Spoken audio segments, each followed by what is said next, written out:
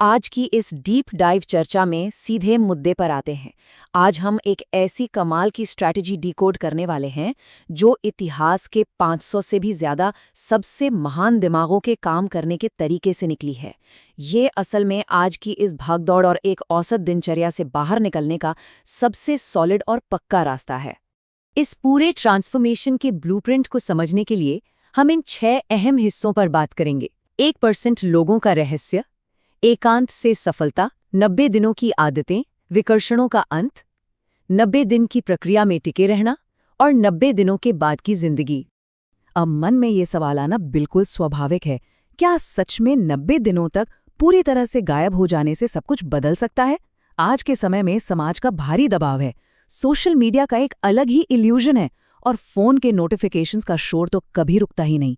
ऐसे में क्या पूरी तरह से एकांत में चले जाना ही इस शोर से बचने का एकमात्र असली रास्ता है? चलिए इसे समझते हैं। शुरुआत करते हैं हमारे पहले भाग से, 1% लोगों का रहस्य, या कहें नेपोलियन हिल की सबसे बड़ी खोज। ये बात बिल्कुल शीशे की तरह साफ है। एक औसत इंसान हर जगह मौजूद रहने और सब कुछ एक साथ करने की चाह में फंसा रहता है। ऐसा लगता है जैसे हर ट्रेंड का हिस्सा बनना जरूरी है। लेकिन इसके बिल्कुल उलट अगर हम इतिहास के दिग्गजों को देखें, जैसे थॉमस एडिसन अपनी लैब में या हेनरी फोर्ड अपनी बंद वर्कशॉप में, इन लोगों ने सफलता पाने के लिए पूर्ण एकांत यानी टोटल आइसोलेशन को चुना था। उनका फोकस सिर्फ और सिर्फ एक ही जगह पर था। यहीं से हम आते हैं दूसरे भाग पर, एकांत सफलता क्यों बनाता है और स्पष्टता खोजने के लिए शोर से कैसे बचा जाए। इस नंबर पर गौर करना वाकई दिलचस्प है, 10,000।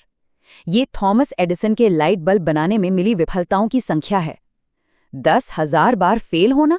इतने सारे फेलियर से कोई भी इंसान तभी पार पा सकता है जब वो दुनिया से कटकर एक एकांत लैब में हो, उन रिश्तेदारों या पड़ोसियों से बहुत दूर जो शायद हर दिन ये ताना मारते कि एक सुरक्षित पारंपरिक नौकरी क्यों नहीं कर लेते। तो असल बात यह है कि असाधारण परिणाम हासिल करने के लिए फोकस का लेवल भी थोड़ा असहज और लगभग अनरीजनेबल होना चाहिए। बिल्कुल वैसे ही जैसे एंड्रू कार्नेगी ने एक युवा नेपोलियन हिल को पूरे 20 साल तक सिर्फ एक ही चीज पर फोकस करने का चैलेंज दिया था ताकि वो मुकाम हासिल कर सके जो 99% लोग कभी नहीं कर पाते। तीसरा भाग है 90 दिनों के लिए मुख्य आदतें। ये असल में गहरी एकाग्रता या डीप फोकस की वास्तुकला है। सिर्फ दुनिया से छिप जाना या कमरे में बंद हो जाना ही काफी नहीं है। सबसे पहली और सबसे जरूरी चीज है ये जानना कि असल में हासिल क्या करना है। इसे निश्चित मुख्य लक्ष्य या डेफिनेट चीफ एम कहा जाता है। ये कोई बहुत ही सटीक फाइनेंशियल गोल हो सकता है या किसी खास स्किल में महारत हासिल करना। और हाँ, इसके साथ ही ये स्वीकार करना भी उतना ही जरूरी है कि इसकी कीमत क्या होगी, जैसे नींद का कम होना या सोशल इवेंट्स को पूरी तरह छोड़ देना।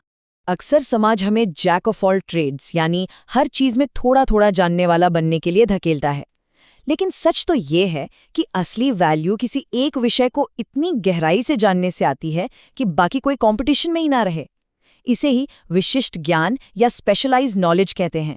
सामान्य जानकारी नहीं, बल्कि किसी एक फील्ड का एब्सोल्यूट मास्टर बनना।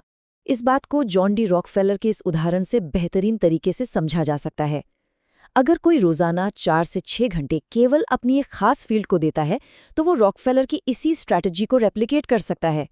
बाकी बेमतलब के क्षेत्रों को पूरी तरह इग्नोर करके केवल एक ही इंडस्ट्री पर अपना पूरा दबदबा बनाना ही असल चाबी है। ये बात तो सबको पता है कि मोटिवेशन कुछ समय बाद हवा हो जाती है, लेकिन जो चीज आखिर तक टिकती है वो है अनुशासन। ये 5 इंच का नियम असल में दोनों कानों के बीच मौजूद उस 5 इंच की जगह यानी दिमाग को कंट्रोल करने के बारे में है। जो काम शुरू किया है उसे हर हाल में पूरा करना। जैसे बिना कोई बहाना बनाए रोज 1000 शब्द लिखने का कमिटमेंट किसी भी सपने देखने वाले को एक पब्लिश्ड ऑथर बना सकता है। अब इसे प्रैक्टिकली कैसे किया जाए? ये 3 कदम हमारे अवचेतन मन यानी सबकॉन्शियस माइंड को सॉल्यूशंस खोजने में मदद करते हैं। अपने मुख्य लक्ष्य को लिखना, उसे दिन में 3 बार विजुअलाइज करके जोर से पढ़ना और हर रात 1 घंटा चुपचाप आत्मचिंतन करना।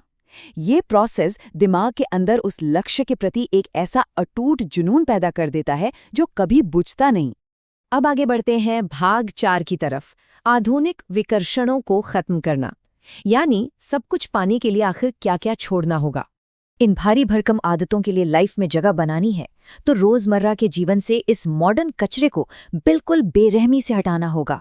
अगर रोजाना केवल 3 से 4 घंटे के सतही मनोरंजन, बेवजह की गपशप या सीरीज बिंज वॉचिंग को खत्म कर दिया जाए तो 90 दिनों में पूरे 360 घंटे वापस मिल सकते हैं।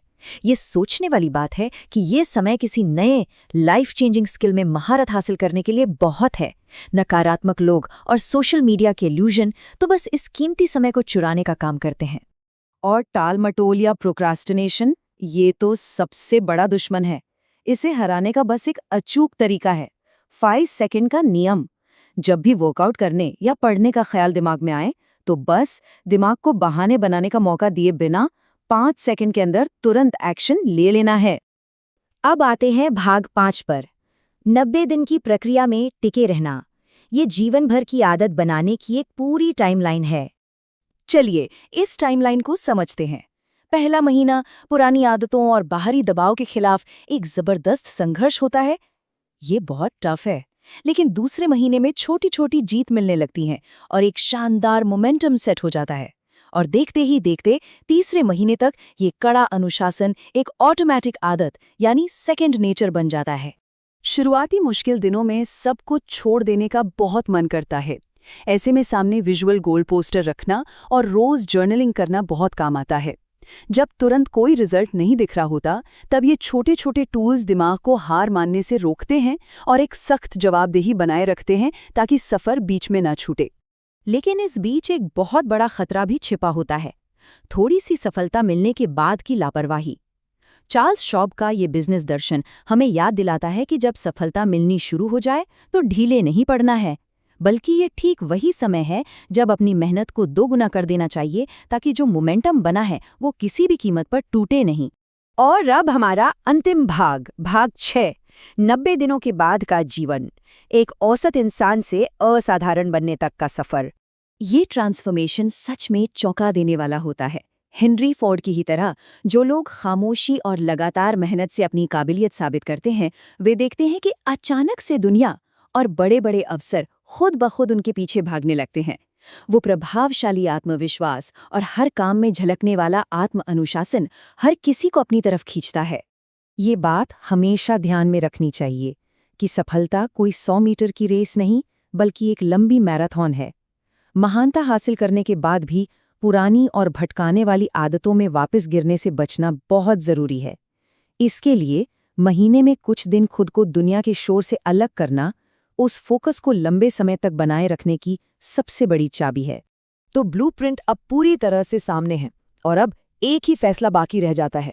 क्या समाज के शोर और भीड़ के कंफर्ट को चुनकर एक औसत जिंदगी बिताई जाए, या फिर कुछ वास्तव में असाधारण बनाने के लिए इन 90 दिनों के शांत अनुशासन और एकांत को अपना लिया जाए? इतिहास के सबसे महान लोगों ने इसी रास्ते को चुना था।